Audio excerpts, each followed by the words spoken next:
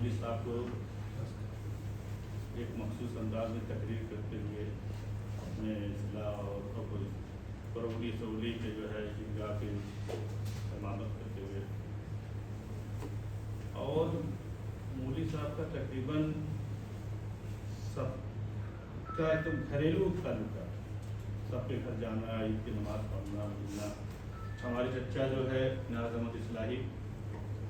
मुझे सरफराज साहब, अगर ये लोग क्लास फेलो रहे होंगे तो क्लास फेलो रहे होंगे, जब सरफराज साहब जूनियर रहे होंगे तो साहब के साथ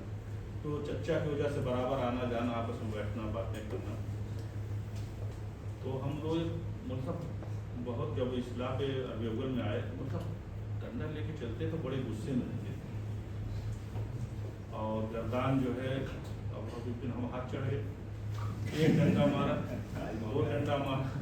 तीसरे पे हमारा मतलब मैं जा रहा पढ़ूंगा ही नहीं, भाग गया। अब वो बच्चों से फिर कोई छुट्टी होगी दोपहर की, फिर 2 टाइम पढ़ाई, फिर हम क्या करें, भाग जाए घर से रहे, मतलब चलिए देखते हैं। मतलब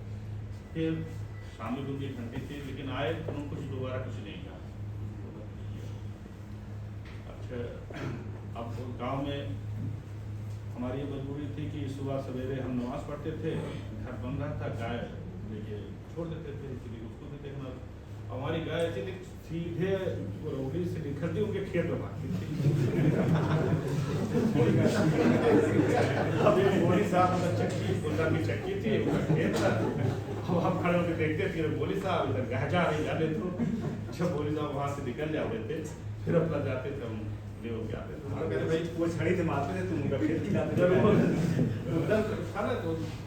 उनका खेत था बाकायदा। आप पीछे से 10 दिन आग देते रहे। उसके बाद बोल साहब फिर कह रहे भाई तुम्हारा करो, डरते क्यों हो, जो है हम बात की कोई समस्या नहीं है, आओ जो है। इसी तरह से जब गांव में दर्स कुरान देते या जब आते, तो जो जहाँ जिसको मिल जाते उसके पास हो जाते, बैठ जाते, आ जाओ तुम भी आ जाओ, सब लोग, फिर उससे जाए बैठता रहे। कोई तसन्नु नहीं, कोई बनावट नहीं, और कोई ऐसी जब बात होती थी तो वो घरों को भी ख्याल रखते हो ना, आधे हुकूम मत जाना भाई, घर के हिसाब में बड़ी मेहनत किया है, उन्होंने बता किसी बात रहे करेगा, तो सबके एकदम सरपरस्त की तरह समझता सारे थे, और इस्लाह भी करते थे, कहते भी। अभी दर्स कुरान देने के लिए आए तो इसे बैठे तो मतलब क्या दर्स कुरान, क्या जो है कोई इस्लाह, हम लोग अपना अपना मजहब, अपनी अपनी वो जीते हैं, कुछ नहीं 2-4 आदमी बैठ जाएंगे, नहीं कोई असर ही नहीं, कोई भाई मान रहा है, न बहन घर दे रहा है, न भाई, दोनों कितना क्या इसका मतलब है, बिल्कुल कहीं दर्स कुरान ना हो मतलब ये नहीं कह रहा हो, लेकिन ये सब चीज़ें क्यों नहीं असर पड़ रही हैं, या हम लोग इस जगह पे हैं, छोटी छोटी चीज़ों के लिए हम लोग देखिए क्या कर डालते हैं कि हमारी बात मान ली जाए, क्या क्या चालें चल जाते हैं। तो हादसा देखिए, दुनिया छोटे लोग चले गए, उनका चले गए, अब सब कुछ ऐसे ही पड़ा रहे। तो हमें कम से कम ये सब मौत हादसा होती जो दुनिया में आया उसको जाना ही है, लेकिन इससे कम से कम हमें सबक तो लेना ही चाहिए कि सब चीज़ें छूट रही हैं, जब और छोड़ के जाना ही है, तो हमें सब क्यों ऐसा करते हैं, अपनी बात बना ली थी, बहुत सी चीज़ें होती हैं। और इसी तरीके से जब भी हमारे चचा बात भी बताया जो है, तुम्हारी दावत उस वक्त खाऊंगा जब तुम पीछे बैठक बनवा लोगे तब खाऊंगा,